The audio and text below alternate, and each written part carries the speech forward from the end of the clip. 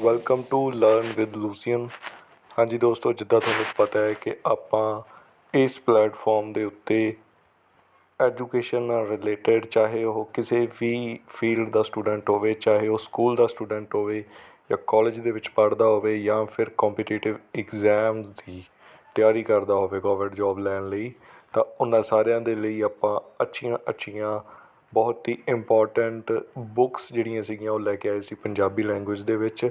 ਤੋਂ ਆਪਣੀ ਲੂਸੈਂਟ ਕੇ ਬੁੱਕ ਚੱਲ ਰਹੀ ਸੀ, ਤਾਂ ਆਪਾਂ ਉਹਦੇ ਹਿਸਟਰੀ, ਜੋਗ੍ਰਾਫੀ ਅਤੇ ਇਸ ਤੋਂ ਬਿਨਾਂ ਫਿਜ਼ਿਕਸ ਦੀ ਜਿਹੜੀ ਹੈਗੀ ਹੈ ਇੰਟਰੋਡਕਟਰੀ ਵੀਡੀਓਜ਼ ਨੇ, ਲੈਕਚਰ ਨੇ, ਉਹ ਆਪਾਂ ਸ਼ੁਰੂ ਕਰ ਲਏ ਸੀ। ਸੋ ਅੱਜ ਆਪਾਂ ਕਰਦੇ ਹਾਂ ਹਿਸਟਰੀ ਦਾ ਨੈਕਸਟ ਲੈਕਚਰ। ਪਿਛਲੇ ਲੈਕਚਰ ਦੇ ਵਿੱਚ ਪਹਿਲਾਂ ਆਪਾਂ ਲਗਭਗ 2 ਵੀਡੀਓਜ਼ ਨੇ ਜਿਹੜੀਆਂ ਉਹ ਅਪਲੋਡ ਕਰ ਚੁੱਕੇ ਹਾਂ, ਤਾਂ ਹਾਲੇ ਇੰਟਰੋਡਕਸ਼ਨ ਹੀ ਚੱਲ ਰਹੀ ਆ ਹਿਸਟਰੀ ਦੀ। ਤਾਂ ਆਪਾਂ ਪਿਛਲੇ ਲੈਕਚਰ ਦੇ ਵਿੱਚ ਆਪਾਂ ਪੀਰੀਅਡ ਸੀਗਾ, ਜਿਹੜਾ ਟਾਈਮ ਪੀਰੀਅਡ ਸੀ, ਉਹਨੂੰ ਕੀ ਕਹਿੰਦੇ ਨੇ ਅਤੇ ਉਹਨੂੰ ਕੀ ਨਾਮ ਨੇ ਉਹਨਾਂ ਦੇ ਅਤੇ ਕੀ ਉਹਨਾਂ ਦੀ ਡੈਫੀਨੇਸ਼ਨ ਆ, ਉਹਦੇ ਬਾਰੇ ਪੜ੍ਹਿਆ ਸੀ। ਹੁਣ ਅੱਗੇ ਆਪਾਂ ਸ਼ੁਰੂ ਕਰਾਂਗੇ ਕ੍ਰੋਨੋਲੋਜੀ। ਤਾਂ ਕ੍ਰੋਨੋਲੋਜੀ ਦਾ ਸਭ ਤੋਂ ਪਹਿਲਾਂ ਮਤਲਬ ਕੀ ਹੁੰਦਾ? ਕ੍ਰੋਨੋਲੋਜੀ ਦਾ ਬੇਸਿਕਲੀ ਮਤਲਬ ਪੰਜਾਬੀ ਦੇ ਵਿੱਚ ਹੁੰਦਾ ਤਰਤੀਬ। ਤਰਤੀਬ ਦਾ ਮਤਲਬ ਹੁੰਦਾ ਜਦੋਂ ਇੱਕ ਤੋਂ ਬਾਅਦ ਇੱਕ ਚੀਜ਼ ਆਪਾਂ ਸੈੱਟ ਕਰਕੇ ਲੜੀ ਦੇ ਵਿੱਚ ਲਾਉਂਦੇ ਹਾਂ, ਉਹਨੂੰ ਆਪਾਂ ਕ੍ਰੋਨੋਲੋਜੀ ਕਹਿੰਦੇ ਹਾਂ।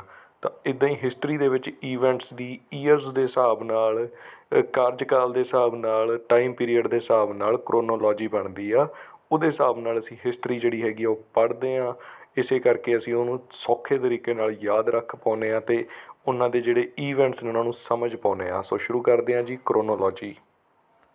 ਕਹਿੰਦੇ ਜੀ ਜਿਹੜਾ ਜਰਮਨ ਹਿਸਟੋਰੀਅਨ ਆ, ਇਤਿਹਾਸਕਾਰ ਆ, ਕ੍ਰਿਸਟੋਫਰ ਸਲਾਰੀਅਸ, ਉਹਨੇ ਪਹਿਲੀ ਵਾਰ ਹਿਸਟਰੀ ਨੂੰ 3 ਭਾਗਾਂ ਦੇ ਵਿੱਚ ਜਿਹੜਾ ਸੀਗਾ ਉਹ ਵੰਡਿਆ ਸੀ, ਜਿਹਨੂੰ ਆਪਾਂ ਕਹਿ ਦਿੰਦੇ ਹਾਂ ਐਨਸ਼ੀਅੰਟ, ਮੈਡੀਵਲ ਅਤੇ ਮਾਡਰਨ।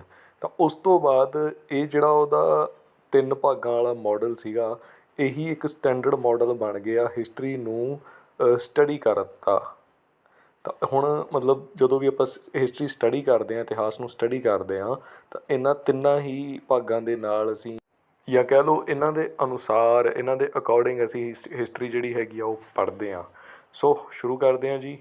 ਤਾਂ ਸਭ ਤੋਂ ਪਹਿਲਾਂ ਆਪਾਂ ਗੱਲ ਕਰਦੇ ਹਾਂ ਐਨਸ਼ੀਅੰਟ ਇੰਡੀਆ। ਤਾਂ ਆਪਾਂ ਇੰਡੀਆ ਦੀ ਹਿਸਟਰੀ ਪੜ੍ਹ ਰਹੇ ਹਾਂ, ਇਸ ਲਈ ਆਪਾਂ ਇੰਡੀਆ ਤੋਂ ਹੀ ਸ਼ੁਰੂ ਕਰਾਂਗੇ।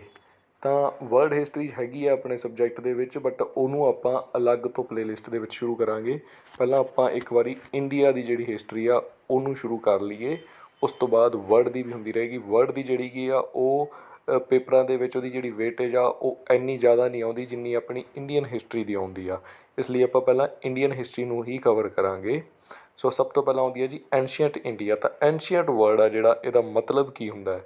ਐਨਸ਼ੀਅੰਟ ਵਰਡ ਦਾ ਮਤਲਬ ਹੁੰਦਾ ਪੁਰਾਣਾ, ਮਤਲਬ ਪੁਰਾਤਨ। ਆਪਾਂ ਪੁਰਾਤਨ ਸੁਣਦੇ ਹਾਂ, ਜਾਂ ਫਿਰ ਅਸੀਂ ਇੱਕ ਹੋਰ ਵਰਡ ਹੈ ਪੰਜਾਬੀ ਲੈਂਗੁਏਜ ਦੇ ਵਿੱਚ ਪ੍ਰਾਚੀਨ, ਇਹਨੂੰ ਆਪਾਂ ਪ੍ਰਾਚੀਨ ਕਹਿੰਦੇ ਹਾਂ, ਬਹੁਤ ਪੁਰਾਣਾ। ਤਾਂ ਐਨਸ਼ੀਅੰਟ ਇੰਡੀਆ ਮਤਲਬ ਕਿ ਪ੍ਰਾਚੀਨ ਭਾਰਤ। ਇਹ ਕਹਿੰਦੇ ਕਿ ਦ ਬਿਗਨਿੰਗ ਟੂ 647 AD।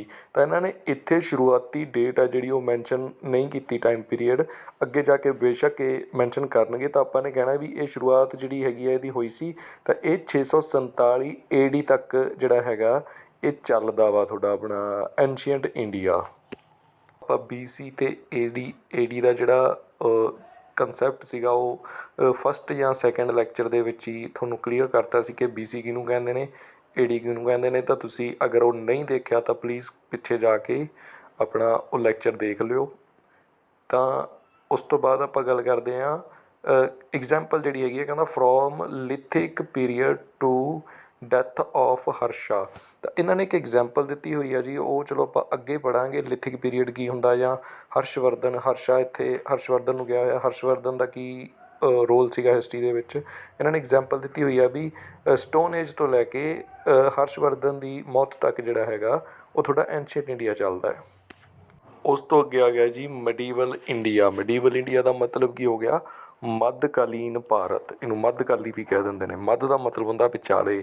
ਤਾਂ ਜਿਹੜੇ 3 ਪਾਰਟ ਬਣਾਏ ਸੀਗੇ ਆਪਣੇ ਕ੍ਰਿਸਟੋਫ ਨੇ, ਉਹਦੇ ਵਿੱਚ ਜਿਹੜਾ ਮੱਧ ਦੇ ਵਿੱਚ ਆਉਂਦਾ ਹੈ, ਦੂਜੇ ਨੰਬਰ 'ਤੇ ਆਉਂਦਾ, ਉਹਨੂੰ ਕਹਿੰਦੇ ਨੇ ਮੱਧਕਾਲੀਨ ਇੱਥੇ ਇੰਡੀਆ। ਠੀਕ ਹੈ ਜੀ। ਤਾਂ ਇਹ ਜਿਹੜਾ ਹੈਗਾ ਇਹ ਮੱਧਕਾਲੀਨ ਇੰਡੀਆ 647 ਤੋਂ ਸ਼ੁਰੂ ਹੋ ਕੇ 1757 ਦੇ ਤੱਕ ਜਿਹੜਾ ਹੈਗਾ ਇਹ ਚੱਲਦਾ। ਜਿੱਦਾਂ ਤੁਹਾਨੂੰ ਕਿਹਾ ਸੀ ਕਿ ਕ੍ਰੋਨੋਲੋਜੀ ਦਾ ਮਤਲਬ ਹੁੰਦਾ ਹੈ ਕਿ ਤਰਤੀਬ, ਇੱਕ ਚੀਜ਼ ਖਤਮ ਹੋਈ ਦੂਜੀ ਉਹਦੇ ਨਾਲ ਹੀ ਸਟਾਰਟ ਹੋ ਗਈ, ਇੱਕ ਤੋਂ ਬਾਅਦ ਇੱਕ ਜਦੋਂ ਵੀ ਕੋਈ ਚੀਜ਼ ਆਉਂਦੀ ਉਹਨੂੰ ਆਪਾਂ ਕ੍ਰੋਨੋਲੋਜੀ ਕਹਿੰਦੇ ਹਾਂ। ਤਾਂ ਜਿੱਦਾਂ ਹੀ 647 AD ਦੇ ਵਿੱਚ ਆਪਣਾ ਐਂਸ਼ੀਅੰਟ ਇੰਡੀਆ ਖਤਮ ਹੁੰਦਾ, ਆਪਣੀ ਹਰਸ਼ਵਰਧਨ ਦੀ ਡੈਥ ਦੇ ਨਾਲ ਖਤਮ ਹੁੰਦਾ, ਉੱਥੋਂ ਹੀ 647 ਤੋਂ ਹੀ ਜਿਹੜਾ ਮੱਧਕਾਲੀਨ ਇੰਡੀਆ ਵਾ, ਮਿਡੀਵਲ ਇੰਡੀਆ ਵਾ, ਉਹ ਸ਼ੁਰੂ ਹੋ ਜਾਂਦਾ ਹੈ। ਤਾਂ ਇਹਨਾਂ ਨੇ ਐਗਜ਼ਾਮਪਲ ਦੇ ਵਿੱਚ ਵੀ ਇਹੀ ਲਿਖਿਆ ਹੋਇਆ ਹੈ, from death of Harsha to battle of Plassey.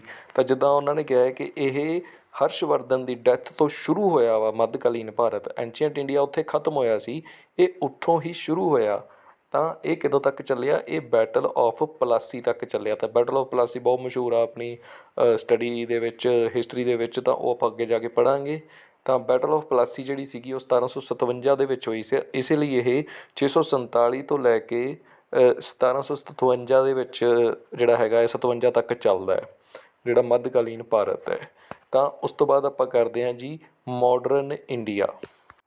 ਤਾਂ ਮਾਡਰਨ ਇੰਡੀਆ ਦਾ ਮਤਲਬ ਹੈ ਜੀ ਆਧੁਨਿਕ ਭਾਰਤ ਜਾਂ ਨਵੀਨ ਭਾਰਤ ਵੀ ਕਹਿ ਸਕਦੇ ਹੋ। ਆਧੁਨਿਕ ਦਾ ਮਤਲਬ ਹੈ ਅੱਜ ਦਾ ਸਮਾਂ ਜਿਹੜਾ ਚੱਲ ਰਿਹਾ ਵਾ ਜਾਂ ਜਿਹੜਾ ਨਵਾਂ ਹੈ।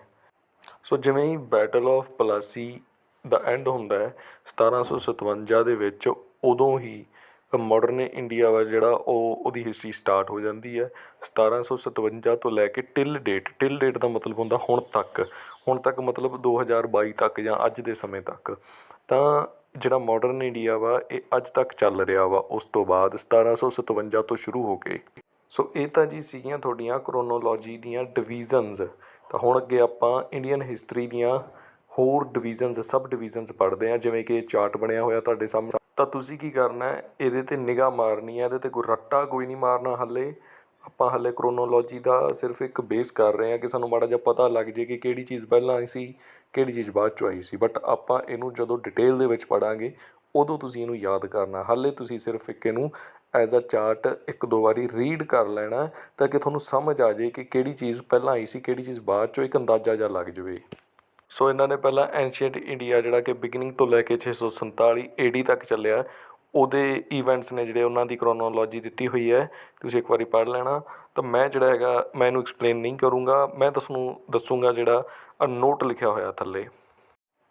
ਇਹ ਕਹਿ ਰਿਹਾ ਜੀ on the basis of tools prehistoric period is divided into 3 sub periods, lithic period, copper period and iron period. ਤੁਹਾਨੂੰ ਪੰਜਾਬੀ 'ਚ ਦੱਸ ਦਿੰਦਾ। ਇਹ ਕਹਿੰਦਾ ਕਿ ਜਿਹੜਾ ਪ੍ਰੀ ਹਿਸਟੋਰਿਕ ਪੀਰੀਅਡ ਆ, ਜਿਹੜਾ ਤੁਸੀਂ ਉੱਤੇ ਚਾਰਟ ਜਿਹੜਾ ਪੜ੍ਹ ਰਹੇ ਹੋ, ਇਹ ਪ੍ਰੀ ਹਿਸਟੋਰਿਕ ਪੀਰੀਅਡ ਹੈ।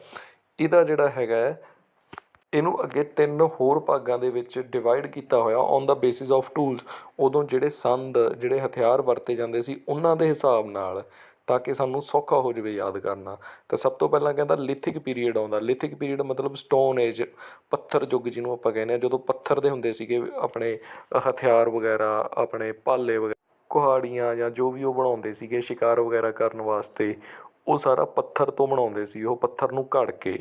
ਫਿਰ ਆ ਗਿਆ ਜੀ ਕਾਪਰ ਪੀਰੀਅਡ। ਕਾਪਰ ਮਤਲਬ ਕੀ ਹੋ ਗਿਆ ਤੁਹਾਡਾ, ਇਹਨੂੰ ਕਹਿੰਦੇ ਆਪਾਂ ਤਾਂਬਾ। ਫਿਰ ਉਹਨਾਂ ਨੇ ਤਾਂਬੇ ਦੀ ਜਿਹੜੀ ਹੈਗੀ ਉਹ ਖੋਜ ਕੀਤੀ, ਤਾਂ ਉਹ ਸਾਰਾ ਕੁਛ ਤਾਂਬੇ ਤੋਂ ਬਣਾਉਣ ਲੱਗ ਗਏ। ਅਤੇ ਉਸ ਤੋਂ ਬਾਅਦ ਆਉਂਦਾ ਜੀ ਆਇਰਨ ਪੀਰੀਅਡ। ਇਹ ਕਾਫੀ ਬਾਅਦ ਇਹਦੀ ਖੋਜ ਹੋਈ ਸੀਗੀ ਆਇਰਨ ਦੀ। ਤਾਂ ਫਿਰ ਆਉਂਦਾ ਵਾ ਲੋਹਾ ਯੁੱਗ ਜਿਹਨੂੰ ਆਪਾਂ ਕਹਿੰਦੇ ਹਾਂ। ਤਾਂ ਇਸ ਹਿਸਾਬ ਨਾਲ ਉਹਨਾਂ ਨੇ ਪ੍ਰੀ ਹਿਸਟੋਰਿਕ ਪੀਰੀਅਡ ਨੂੰ ਅੱਗੇ ਡਿਵਾਈਡ ਕੀਤਾ ਹੋਇਆ, ਇਹਨੂੰ ਧਿਆਨ 'ਚ ਰੱਖਣਾ। ਅੱਗੇ ਆ ਗਿਆ ਜੀ ਤੁਹਾਡਾ ਮੈਡੀਵਲ ਇੰਡੀਆ। ਮੈਡੀਵਲ ਪੀਰੀਅਡ ਜਿਹੜਾ ਕਿ 647 ਤੋਂ ਲੈ ਕੇ 1757 ਤੱਕ ਚੱਲਦਾ। ਇਹਦੇ 'ਚ ਅੱਗੇ 3 ਪਾਰਟ ਇਹਨਾਂ ਨੇ ਬਣਾਏ ਹੋਏ ਨੇ। ਅਰਲੀ ਮੈਡੀਵਲ ਪੀਰੀਅਡ ਅਤੇ ਸਲਤਨਤ ਮਤਲਬ ਦਿੱਲੀ ਸਲਤਨਤ ਦਾ ਜਿਹੜਾ ਟਾਈਮ ਪੀਰੀਅਡ ਸੀ ਉਹ, ਅਤੇ ਮੁਗਲ ਪੀਰੀਅਡ। ਉਸ ਤੋਂ ਬਾਅਦ ਜਦੋਂ ਮੁਗਲਾਂ ਨੇ ਇੰਡੀਆ ਦੇ ਉੱਤੇ ਰਾਜ ਕੀਤਾ, ਉਹਦਾ ਜਿਹੜਾ ਪਾਰਟ ਹੈ ਉਹ। ਇਹਦੇ 'ਤੇ ਵੀ ਇੱਕ ਵਾਰੀ ਨਿਗਾਹ ਮਾਰ ਲਿਓ ਜੀ ਜ਼ਰੂਰ। ਤਾਂ ਇਹ ਜਿਹੜਾ ਅੱਗੇ ਆ ਗਿਆ ਤੁਹਾਡਾ ਮਾਡਰਨ ਪੀਰੀਅਡ, ਜਿਹੜਾ ਕਿ 1757 ਤੋਂ ਲੈ ਕੇ ਹੁਣ ਤੱਕ ਚੱਲ ਰਿਹਾ ਵਾ, ਜਿਹਦੇ 'ਚ ਬ੍ਰਿਟਿਸ਼ ਨੇ ਜਿਹੜੇ ਉਹ ਵੀ ਐਂਟਰ ਹੋ ਗਏ ਸੀਗੇ ਆਪਣੇ ਇੰਡੀਆ ਦੇ ਵਿੱਚ। ਅੰਗਰੇਜ਼ਾਂ ਦਾ ਜਿਹੜਾ ਰਾਜ ਆ ਉਹ ਵੀ ਸਥਾਪਿਤ ਰਿਹਾ। ਤਾਂ ਇਹਨਾਂ ਨੇ ਅੱਗੇ ਇਹਨੂੰ ਵੀ ਅੱਗੇ 3 ਭਾਗਾਂ ਦੇ ਵਿੱਚ ਵੰਡਿਆ ਹੋਇਆ। ਫਸਟ ਫੇਜ਼ ਜਿਹਨੂੰ ਆਪਾਂ ਕਹਿੰਦੇ ਹਾਂ ਮਰਸੈਂਟਾਈਲ ਫੇਜ਼। ਤਾਂ ਇਹਦੇ 'ਚ ਕੀ ਹੁੰਦਾ ਸੀਗਾ, ਇਹ ਸਿਰਫ ਵਪਾਰ ਕਰਦੇ ਸੀਗੇ ਇੰਡੀਆ ਨਾਲ, ਜਾਂ ਇੰਡੀਅਨ ਵਪਾਰੀਆਂ ਦੇ ਨਾਲ। ਉਸ ਤੋਂ ਬਾਅਦ ਸੈਕਿੰਡ ਫੇਜ਼ ਜਦੋਂ ਆਇਆ ਇੰਡਸਟਰੀਅਲ ਫੇਜ਼, ਤਾਂ ਇਹਦੇ 'ਚ ਇਹਨਾਂ ਨੇ ਫੈਕਟਰੀਆਂ ਜਿਹੜੀਆਂ ਹੈਗੀਆਂ ਨੇ ਉਹ ਲਾਈਆਂ ਨੇ ਆਪਣੇ ਇੰਡੀਆ ਦੇ ਵਿੱਚ ਥਾਂ ਥਾਂ ਦੇ ਉੱਤੇ। ਇਹ ਸਾਰਾ ਕੁਛ ਆਪਾਂ ਡਿਟੇਲ 'ਚ ਅੱਗੇ ਬਹੁਤ ਹੀ ਚੰਗੀ ਤਰ੍ਹਾਂ ਪੜ੍ਹਾਂਗੇ। ਹਾਲੇ ਸਿਰਫ ਤੁਹਾਡਾ ਬੇਸ ਜਿਹੜਾ ਹੈਗਾ ਉਹ ਆਪਾਂ ਕਾਇਮ ਕਰ ਰਹੇ ਹਾਂ। ਥਰਡ ਫੇਜ਼, ਇਹਨੂੰ ਫਾਈਨੈਂਸ਼ੀਅਲ ਫੇਜ਼ ਕਹਿੰਦੇ ਨੇ। ਇਹਦੇ 'ਚ ਇਹਨਾਂ ਨੇ ਆਪਣਾ ਇੰਡੀਆ ਦੇ ਉੱਤੇ ਕਬਜ਼ਾ ਕਰ ਲਿਆ। ਇੰਡੀਆ ਨੂੰ ਆਪਣੀ ਯਾਨੀ ਕਿ ਇੱਕ ਖੁਦ ਪੂਰੇ ਇੰਡੀਆ ਨੂੰ ਹੀ ਆਪਣੀ ਫਰਮ ਬਣਾ ਲਿਆ, ਮਤਲਬ ਇੱਥੇ ਕੁਛ ਛੱਡਿਆ ਹੀ ਹੈ ਨਹੀਂ। ਤਾਂ ਇਹਨੂੰ ਕਹਿੰਦੇ ਨੇ ਜੀ ਫਾਈਨੈਂਸ਼ੀਅਲ ਫੇਜ਼। ਠੀਕ ਹੈ ਜੀ। ਤਾਂ ਇਹ ਸੀਗੀਆਂ ਤੁਹਾਡੀਆਂ ਮਾਡਰਨ, ਮੈਡੀਵਲ ਅਤੇ ਐਂਸ਼ੀਅੰਟ ਇੰਡੀਆ ਦੀਆਂ ਥੋੜ੍ਹੀਆਂ ਜਿਹੀਆਂ ਡਿਟੇਲ ਦੇ ਵਿੱਚ ਜਿਹੜੀਆਂ ਸਬ ਡਿਵੀਜ਼ਨਸ ਨੇ ਉਹ ਤੁਸੀਂ ਇਹਨਾਂ 'ਤੇ ਮਾੜੀ ਜਿਹੀ ਨਿਗਾਹ ਮਾਰ ਲੈਣੀ ਹੈ। ਅਤੇ ਉਸ ਤੋਂ ਬਾਅਦ ਹੁਣ ਆਪਾਂ ਅਗਲੇ ਲੈਕਚਰ ਦੇ ਵਿੱਚ ਪ੍ਰੋਪਰ ਜਿਹੜੀ ਹੈਗੀ ਆ ਹਿਸਟਰੀ ਉਹ ਸ਼ੁਰੂ ਕਰਾਂਗੇ। ਇੱਥੇ ਜਿਹੜਾ ਹੈਗਾ ਆਲਮੋਸਟ ਆਪਣਾ ਇੰਟਰੋਡਕਟਰੀ ਪਾਰਟ ਆ, ਜਿਹੜਾ ਬੇਸਿਕ ਪਾਰਟ ਸੀਗਾ ਉਹ ਆਪਾਂ ਸਮਾਪਤ ਕਰਤਾ। ਹੁਣ ਆਪਾਂ ਐਂਸ਼ੀਅੰਟ ਇੰਡੀਆ ਵਾ ਜਿਹੜਾ ਉਹ ਸ਼ੁਰੂ ਕਰਾਂਗੇ line to line, step by step. ਤਾਂ ਤਦ ਤੱਕ ਦੇ ਲਈ ਤੁਸੀਂ ਵੀਡੀਓ ਨੂੰ ਦੇਖੋ, ਪੜ੍ਹੋ, ਇਹਨੂੰ ਲਾਈਕ ਕਰੋ, ਸ਼ੇਅਰ ਕਰੋ ਅਤੇ ਚੈਨਲ ਨੂੰ ਵੱਧ ਤੋਂ ਵੱਧ ਸਬਸਕ੍ਰਾਈਬ ਕਰੋ। ਧੰਨਵਾਦ।